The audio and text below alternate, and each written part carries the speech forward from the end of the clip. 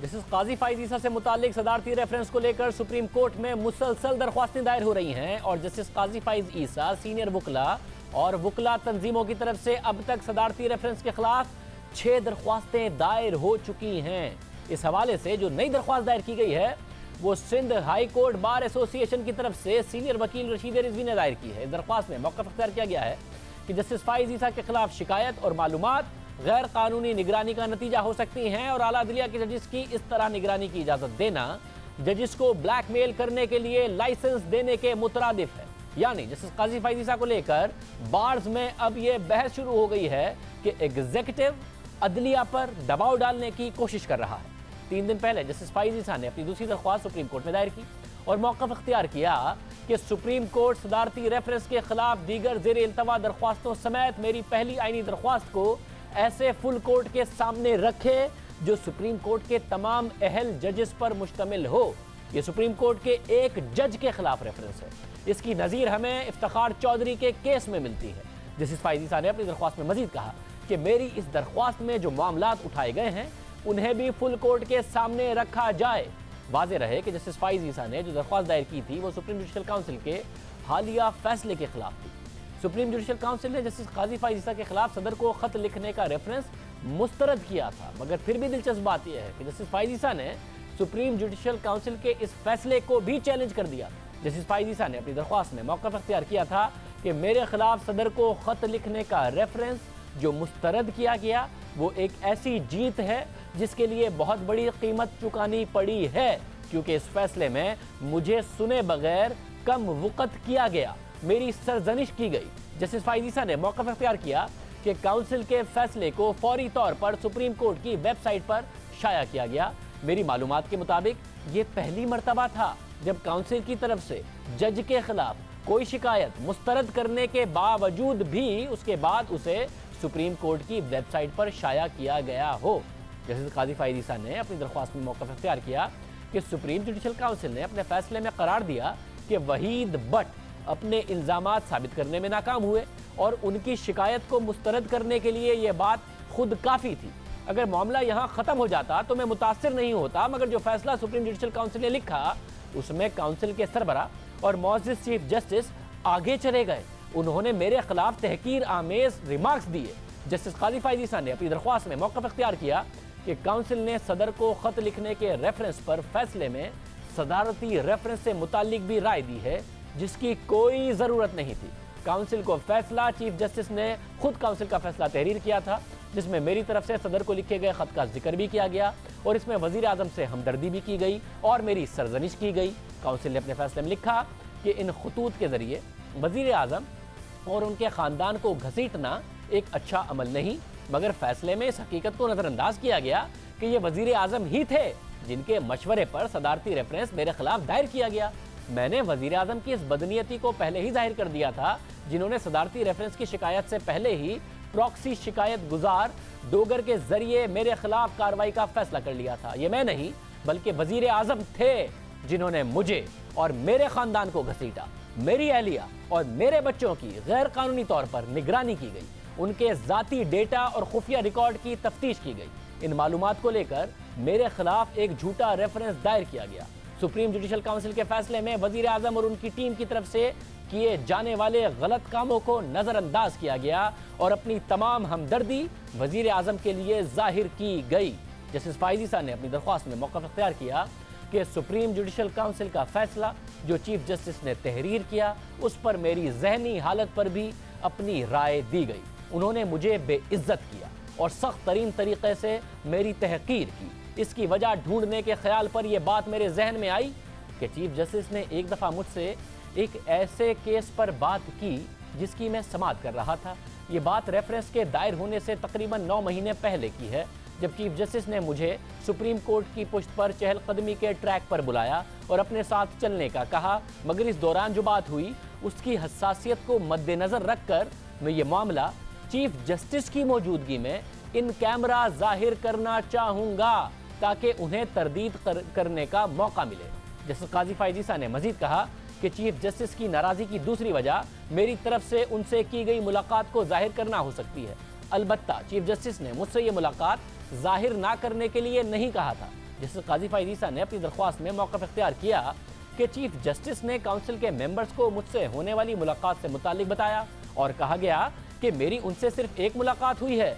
हकीकत में मेरी चीफ जस्टिस से रेफरेंस से मुतालिक 2 मुलाकातें हुई थी। पहली मुलाकात के दौरान चीफ जस्टिस ने मुझे इंटरकॉम के जरिए बुलाया और उस वक्त मुझे नहीं पता था कि मेरे खिलाफ शिकायत दायर हो चुकी है। इस दौरान चीफ जस्टिस ने अच्छे तरीके से मेरा इस्तकबाल किया, जिसके बाद चीफ जस्टिस ने अपनी टेबल पर पड़े 2 लिफाफों में से दस्तावेजात निकाली और मुझे फराहम की। मैंने इन दस्तावेजात को देखा और झूठे इल्जामात को पढ़कर मैं हैरान हुआ, जिसके बाद बिना किसी हिचकिचाहट के मैंने इन तीनों जायदादों को तस्लीम किया जो मेरी अहलिया और बच्चों की मिल्कियत थी। मैंने चीफ जस्टिस से कहा कि मुझे अपनी वेल्थ स्टेटमेंट में अपनी अहलिया और बच्चों की जायदादों को क्यों जाहिर करना चाहिए था। मैंने टैक्स ऑर्डिनेंस की ये शिक जोर से पढ़ी कि ये जायदादें उस वक्त जाहिर करना ज़रूरी हैं जब कमिश्नर की तरफ से कोई नोटिस जारी किया गया हो। जिसके बाद चीफ जस्टिस ने खुद इस शिक का जायज़ा लिया और ये भी देखा कि मुझे कमिश्नर की तरफ से कोई नोटिस मौसूल हुआ है या नहीं। जिसके बाद चीफ जस्टिस ने मुझसे सवाल किया कि क्या सदारती रेफरेंस बिना समात के मुस्तरद किया जा सकता है। साथ ही उन्होंने आर्टिकल 205 को भी देखा और पूछा कि क्या सदारती रेफरेंस दूसरी शिकायतों की तरह है। जिसके बाद चीफ जस्टिस ने मुझसे कहा कि मैं ये शिकायत पढ़ूं। जिसके बाद वो दूसरे कमरे में चले गए और थोड़ी देर बाद वापस आए और फिर मैंने उन्हें मुखातिब किया कि सर, आपको और काउंसिल के 2 दीगर जजेस को अपने आप को मुतमईन करना चाहिए। अगर आप लोगों को इस हवाले से मेरी साख पर शक है, मुझसे आप कोई भी सवाल पूछ लें।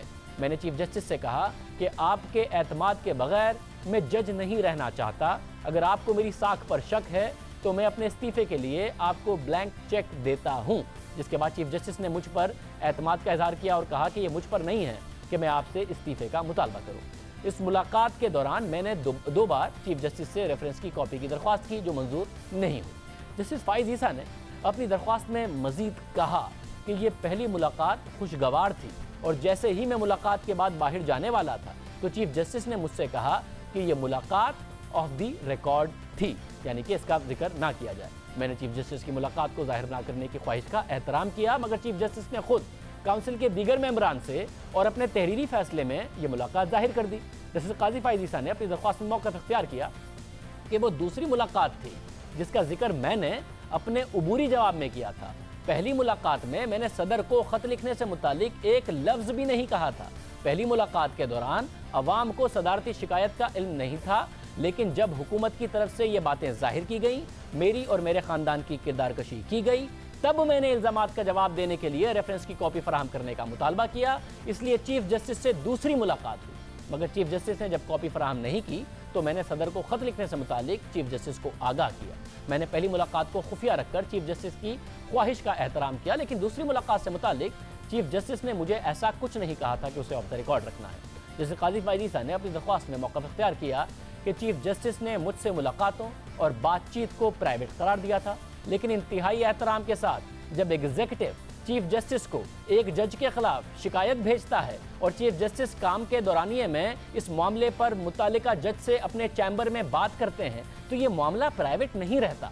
इस मामले का वाज़ेह ताल्लुक अदलिया से है। इसमें डॉक्ट्रिन ऑफ ट्रांसपेरेंसी ज़रूरी है और प्राइवेसी का ताल्लुक दरख्वास्त गुजार को तहफ़्फ़ुज़ फराहम करने से है। इंतहाई एहतराम के साथ चीफ जस्टिस की तरफ से इस बात पर नाराज़ी नाकाबिल फ़हम है, जबकि पहली मुलाकात खुद उन्होंने जाहिर की। इस हकीकत के बावजूद ये मैं नहीं बल्कि चीफ जस्टिस थे जो इस मुलाकात को ऑफ द रिकॉर्ड रखना चाहते थे। जस्टिस काजी फैज़ ईसा ने मौक़िफ़ इख्तियार किया कि काउंसिल का फैसला जो चीफ जस्टिस ने तहरीर किया, इसमें पहली मुलाकात से मुताल्लिक ये कहा गया कि मैंने नोट्स लेने के लिए उनसे पेपर और पेंसिल मांगा और उन्होंने फराहम भी किया। इंतहाई एहतराम के साथ चीफ जस्टिस ने शायद मुझसे की गई मुलाकात को ऐसी मुलाकात से कन्फ्यूज़ कर दिया जो उन्होंने शायद किसी और से की हो। जस्टिस काजी फैज़ ईसा ने मौक़िफ़ इख्तियार किया कि अदलिया की आज़ादी को जिसे आइन में तहफ़्फ़ुज़ फराहम किया गया है उसे एक एग्जीक्यूटिव ने अपने इख्तियारात से तजावुज़ करते हुए तबाह कर दिया। मैं कानून के मुताबिक किसी भी रेफरेंस का सामना करने के लिए तैयार हूँ, मगर मुझे, मेरी अहलिया और बच्चों को ज़्यादती का निशाना बनाया गया।